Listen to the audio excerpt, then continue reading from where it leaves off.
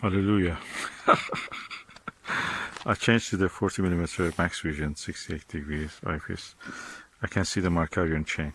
The key for that is that you find the middle of between the stars of the Virgo, in the cup of the Virgo, and Denebola, and Zalmul Asad, as they call it in Arabic.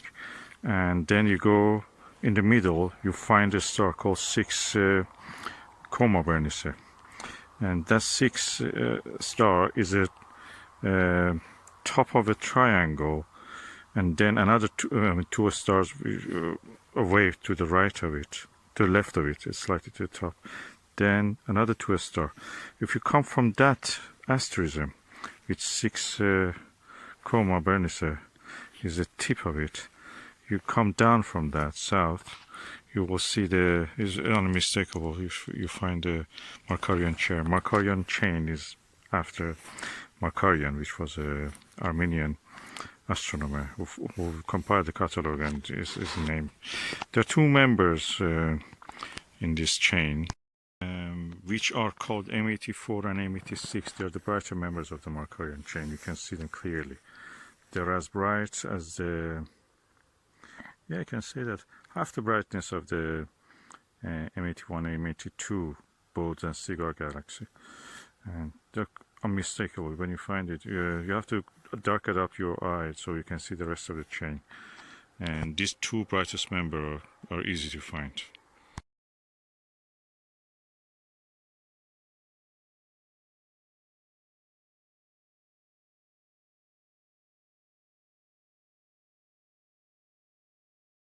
Oh, hallelujah. I spotted 8 of the members of the Markarian chain. One of them, the other one, is also as bright as one of the M84 and M86 member of this chain. So that's a nice addition. I thought that would be difficult. It's really easy.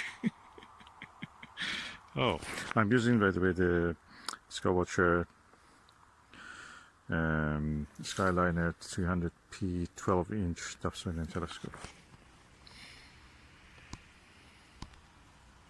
And this is a Maxvision 40mm 68 degree eyepiece. It's best eyepiece to be used as a finder eyepiece.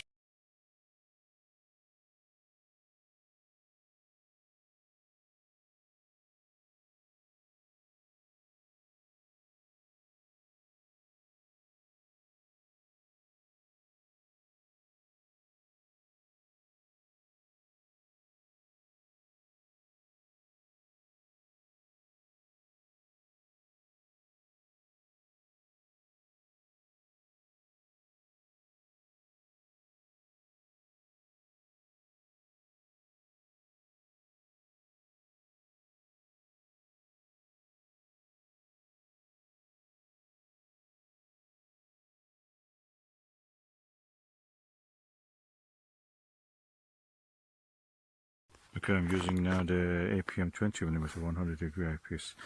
M84 is a bit bigger and more, oval shaped. M86 is a spherical almost. They're quite bright. They have a bright nucleus. It's very easy. I didn't see any spiral feature on them, but I don't expect that. But probably they are not a spiral. They're kind of pristine galaxies. Very beautiful. Everywhere is littered with the galaxies. In this area, everywhere you look, there's a galaxy.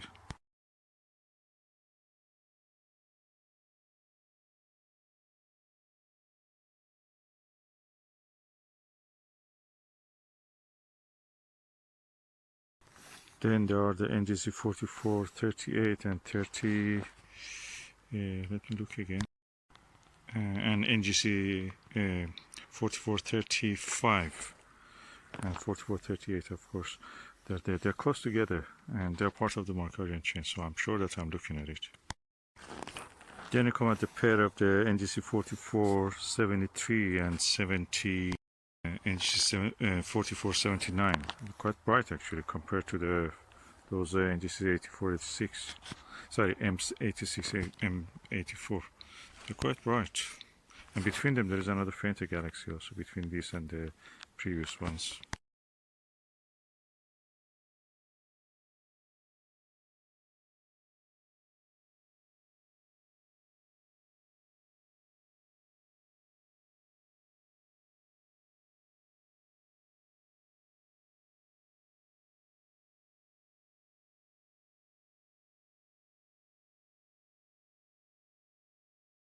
Oh, oh, oh, oh. We can see the M88 also.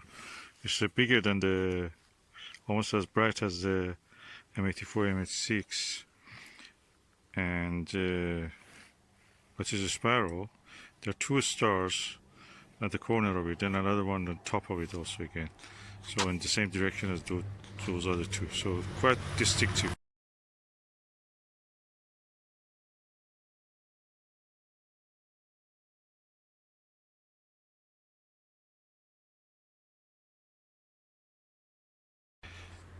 So you cannot miss it. This is beautiful. Oh God, it's full of galaxies in this area.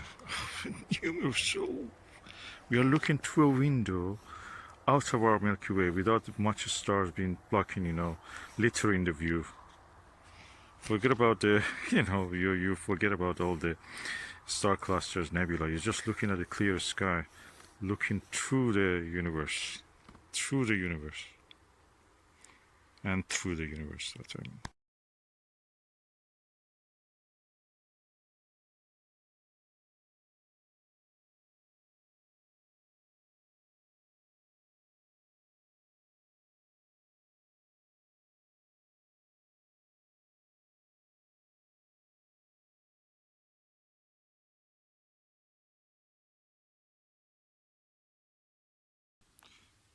And when you see the M88, a little bit toward the right, if you go, you will find the M91, another galaxy, bigger, fainter, but is oval, unlike the M88, which is a spiral. And the other one is oval, is fainter. Center is brighter, but around it the halo is quite like comet. But I said coma, quite like a comet without being blue. Comets usually are bluish color, or sometimes, most of whatever I've seen, at least have been blue at some stages of their development. These ones are just faint, white, gray, milky, very faint. Anyway, very interesting. I'm using the HDC, APM HDC 20mm 100 degrees.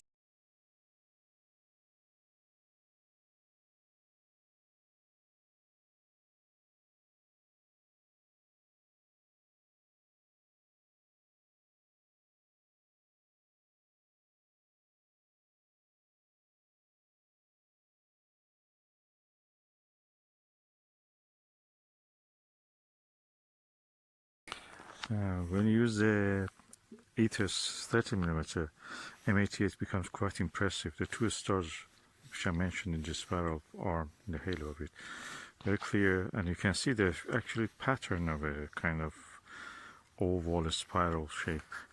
And the center is not circular. You can see the brightness of one of the arms, or a collection of arms. Funny enough, when I put this first, I forgot to remove the cap on this end of it. So it was practically black. Then I realized, why I cannot see anything. I cannot focus anything. When I removed that, I could focus and see everything. It's quite nice and very detailed. The sky background gets really dark when you use this.